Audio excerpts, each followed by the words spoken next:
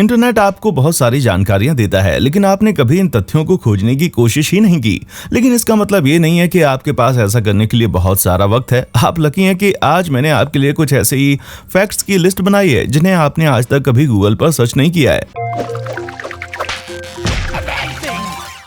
हम आईने में सुंदर क्यों दिखते हैं? कई बार हम अपने आप को तस्वीर में देखकर शर्मा जाते हैं। इस बात को समझ पाना इतना आसान नहीं है। जब हम खुद को आईने में देखते हैं तब हम अपने फ्लिप्ड वर्जन को देख रहे होते हैं। इसका मतलब हम उसे देख रहे हैं जो असल में एग्जिस्ट ही नहीं करता। लेकिन जब उसी मिरर इमेज को हम किसी तस्वीर में देखते हैं तो उदास हो जाते हैं। हालांकि हमारे फ्रेंड्स और फैमिली को इसमें कुछ भी गलत नहीं लगता, क्योंकि वे हमेशा से ही हमें इस तरह से देखते आ रहे हैं। अगर ये काफी नहीं था तो मैं आपको बता दूं कि कैमरा के अलग अलग फोकल लेंथ की वजह से आपका चेहरा हकीकत में बिल्कुल अलग दिख सकता है।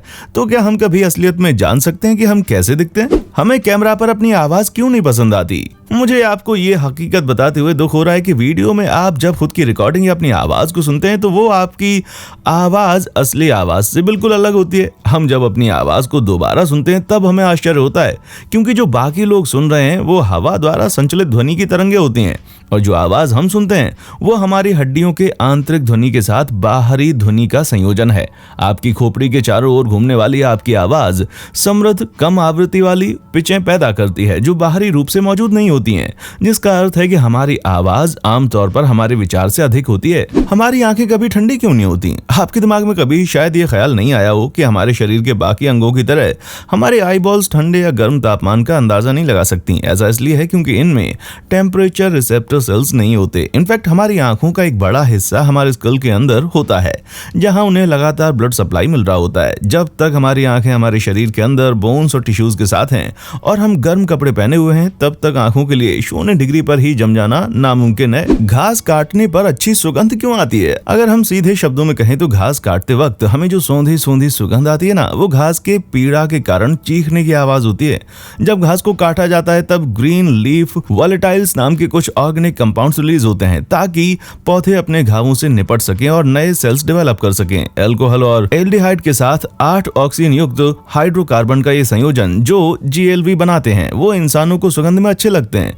तो अगली बार जब आप एक गहरी सांस लेने के बारे में सोचें तब ये ध्यान रखें कि ये सौंधी सी सुगंध किसी को हुई पीड़ा के कारण है। सूरज हमारी स्किन को काला और बालों को सफेद क्यों करता है? तपते सूरज में एक दिन बिताने के बाद आपने देखा होगा कि अगर आप सनस्क्रीन नहीं लगाते तो आपकी स्किन टैन हो जाती है, लेकिन आपके बालों का रंग थोड़ा सा हल्का हो जाता है। और ऐसा इसलिए होता है क्योंकि सूरज के पास हमें नुकसान पहुंचाने की ताकत होती है। दोनों ही मामलों में सूरज की रोशनी मेलेनिन में ब्रेक होती है। ये वो पिगमेंट है जो हमारे स्किन और बालों के रंग के लिए जवाबदार होता है। लेकिन यहाँ एक बहुत बड़ा फर्क है, वो ये कि जब सूर्य मेलेनिन को नुकसान पहुंचाता है तब ये हमारे बालों के रंगों को थोड़ा सा सफेद करता है, और क्योंकि बालों में जान नहीं होती इसीलिए वे इस स्थिति में तब तक रहते हैं जब तक नए बाल वहां नहीं आ जाते। वहीं दूसरी ओर हमारी स्किन और भी ज्यादा मेलानोसाइट सेल्स प्रोड्यूस करके इस स्थिति से निपटती है, क्योंकि यही हमें यूवी रेस से बचाते हैं, जिसके लिए हमारी त्वचा को काला रंग देते हैं। बर्फ गिरते वक्त आवाज क्यों नहीं आती? बर्फीली जगहों को शांत इसलिए माना जाता है क्योंकि इसके पीछे वैज्ञानिक कारण है, क्योंकि जैसे ही बर्फ जमीन पर होती है वैसे ही साउंड एब्जॉर्बर की तरह वो काम करना शुरू कर देती है, क्योंकि ये फोम जैसा ही एक मटेरियल है। और क्योंकि बर्फ जमीन पर पानी जितनी फोर्स के साथ नहीं पड़ती, इसलिए अगर कभी बर्फीला तूफान भी आता है तो वो थोड़ा शांत होता है। और यही नहीं, 2 स्नोफ्लैक्सेस के बीच बहुत ज्यादा हवा होती है, जिसके कारण साउंड वेव्स को ट्रेवल करने के लिए बहुत कम जगह मिलती है। लेकिन पानी के किस्से में ऐसा नहीं होता और वो बर्फ की तुलना में ज्यादा आवाज करती है। Robots, I am a robot box क्यों क्लिक नहीं कर सकते? वैसे तो AI यानी कि आर्टिफिशियल इंटेलिजेंस ने काफी तरक्की कर ली है, लेकिन अफसोस कि रोबोट्स खुद को ऑनलाइन रहते हुए इंसान करार नहीं कर सकते। अच्छी बात यह है कि एंटी बॉट कैप्चर सिस्टम को गूगल द्वारा विशेष रूप से मानव क्रियाओं को रिकॉर्ड करने के लिए प्रोग्राम किया गया है, जैसे कि एक्सीडेंटल की प्रेशर, माउस क्लिक्स, टैप्स और पेज पर कितनी बार स्क्रॉल किया गया है। अगर एक रोबोट सीधी लाइन में बॉक्स की ओर बढ़ेगा जबकि एक इंसान को इस एक्शन को पूरा करने में समय लगता है। एक्सपर्ट्स का कहना है कि इंसान की पूरी तरह से नकल कर ही नहीं सकता रोबोट, लेकिन हाँ, अगर आप कोशिश करें तो आप सटीकता से रोबोट की तरह कैप्चा बॉक्स तक पहुंच सकते हैं। पक्षी वी के आकार में ही क्यों उड़ते हैं? गीज जैसे लंबे पंखों वाले पक्षी आमतौर पर माइग्रेट करते वक्त वी फॉर्मेशन में उड़ते हैं, और इस बात ने वैज्ञानिकों को कई सालों से परेशान कर रखा था। लेकिन हाल ही में 2014 में विशेष पर ध्यान केंद्रित करने वाले एक अध्ययन ने निर्धारित करके रहस्य को उजागर किया कि ये एक आसान एनर्जी सेविंग टेक्निक है जो विमानों के स्क्वाड्रन वी फॉर्मेशन के साथ फ्यूल बचाने में मदद करता है। ये सभी बर्ड्स अपनी जगह पर इतनी परफेक्टली पोजीशनड होते हैं कि ताकि वे आगे खड़े पक्षी के अपलिफ्टिंग करंट्स को पकड़ सकें। इसी के कारण इन पक्षियों के झुंड को थोड़ा सा ब्रेक मिल जाता है। अग्रणी सदस्य झुंड को गाइड करते हैं और पीछे के लोगों को हवा का चक्कर भी प्रदान करता है ताकि उनकी इस तकनीक की मदद से वे 20-30% तक एनर्जी बचा सकें। ब्लड टेस्ट के दौरान आपकी रिंग फिंगर का इस्तेमाल क्यों किया जाता है? रूटीन ब्लड टेस्ट हमेशा आसान नहीं होते, लेकिन एक बात का खुलासा हुआ कि अगर इनके लिए रिंग फिंगर का इस्तेमाल नहीं किया जाता तो मामला और बुरा हो सकता था। सबसे पहले मैं आपको बता दूं कि हमारे अंगूठे और छोटी उंगलियों में टेंडोन्स होते हैं जो कि हमारे हाथों और वृत्त से कनेक्ट होते हैं। इसीलिए अगर यहाँ किसी भी तरह का इन्फेक्शन हुआ तो आपके पूरे हाथ में हो सकता है और हमारी सभी उंगलियों की तुलना में हमारी रिंग फिंगर बहुत कम इस्तेमाल होती है। इसलिए यहाँ की त्वचा नाजुक होती है और यहाँ से खून निकालना आसान होता है और दर्द भी कम होता है। यहाँ तक कि घाव भी आसानी से ठीक हो जाता है। बूढ़े होते होते वक्त जल्दी क्यों बीतने लगता है? अगर आपको लगता है कि आपकी उम्र के बढ़ने के साथ साथ आपके पास वक्त की कमी होने लगी तो ऐसा नहीं है कि ये आपके दिमाग में आया कोई ख्याल है। एक सिंपल सी फिलॉसफी का इस्तेमाल करके डिजाइनर मैक्सिमिलियन केनर ने एक ग्राफ क्रिएट किया है जो दर्शाता है कि आप कितने लंबे समय तक जीवित रहते हैं और इसके साथ ही हर साल आपके लाइफ की सिग्निफिकेंस कम होती जाती है। उदाहरण के तौर पर एक 2 साल का बच्चा 1 साल में अपने आधे युवा जीवन का अनुभव करेगा, जबकि औसतन 30 साल की उम्र वालों के लिए हर साल उनके जीवन का सिर्फ 3.33% होता है और आपके 60 साल की उम्र वालों के लिए 1.67% हो जाता है।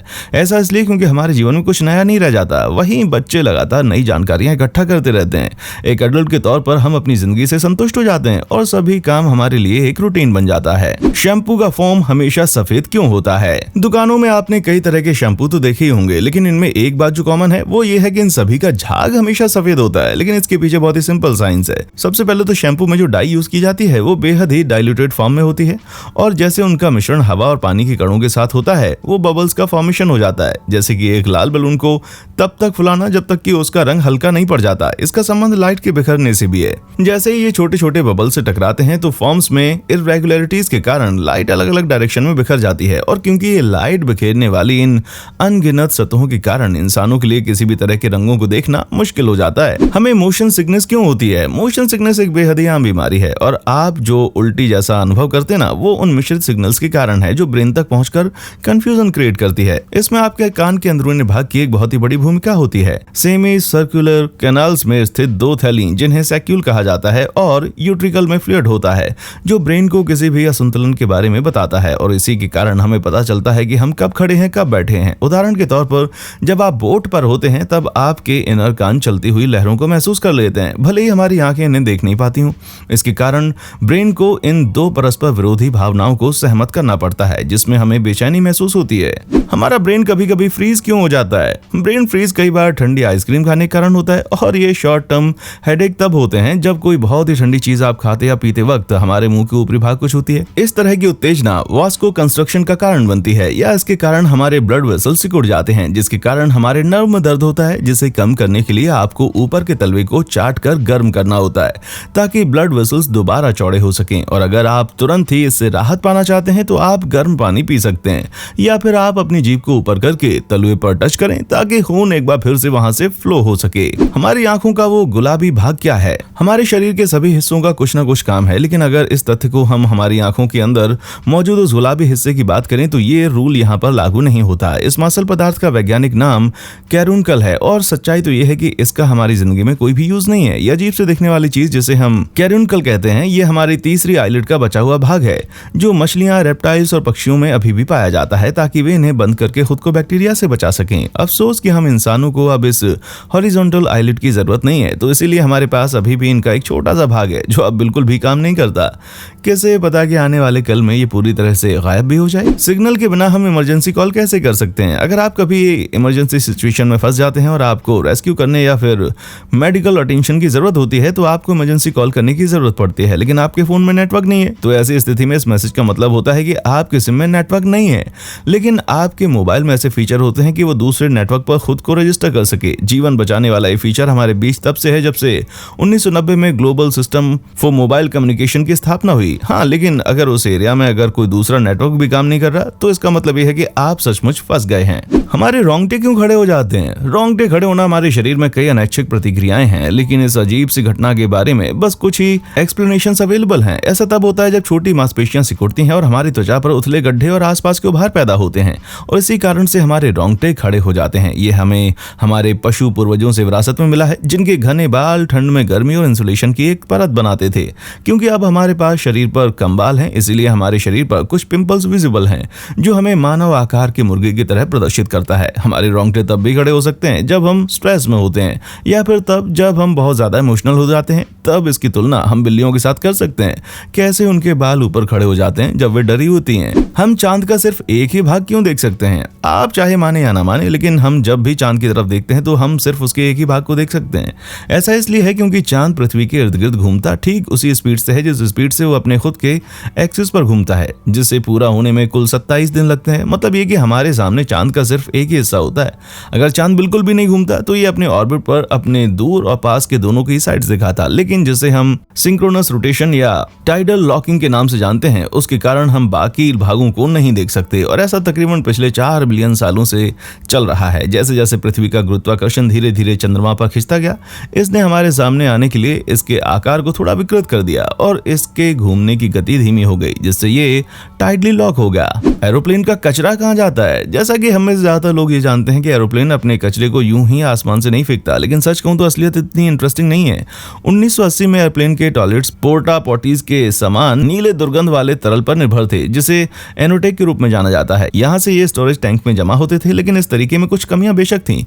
फ्यूल तो ज्यादा कंज्यूम होता ही था, लेकिन इस सिस्टम में कई बार ये वेस्ट लीक भी हो जाता था, जो ब्लू आइस में जम जाता था, जिसकी आसमान में से गिरने की संभावना रहती थी और चांसेस थे कि इससे किसी को क्षति पहुंच सकती है। इसीलिए आजकल एयरक्राफ्ट में कैप्नो सिस्टम लगे होते हैं, जिसमें एक शक्तिशाली वैक्यूम शामिल होता है, जो कुछ ही सेकंड्स में कचरे को नीचे खींच लेता है। इसके बाद ये 20 गैलन्स की कैपेसिटी वाले टैंक्स को प्लेन के लैंड होने पर खाली कर लिया जाता है। इसीलिए आपको खुद को डक्ट से कवर करने की जरूरत नहीं है। सोडा की बोतल्स में नीचे गड्ढा क्यों होता है? इस तरह की डिजाइन आमतौर पर सोडा की बोतलों में देखी जाती हैं, लेकिन क्या आपने कभी ये सवाल किया कि ये ऐसी दिखती क्यों है? लेकिन उनके ऐसा होने के पीछे एक ठोस कारण है, जिसके कारण वो सादी वाटर बॉटल्स की तरह उनकी निचली सतह सपाट नहीं होती। इन बॉटल्स की पॉइंटेड बॉटम के कारण ये ना सिर्फ फैंसी दिखती हैं, लेकिन इससे इन्हें स्टेबिलिटी भी मिलती है।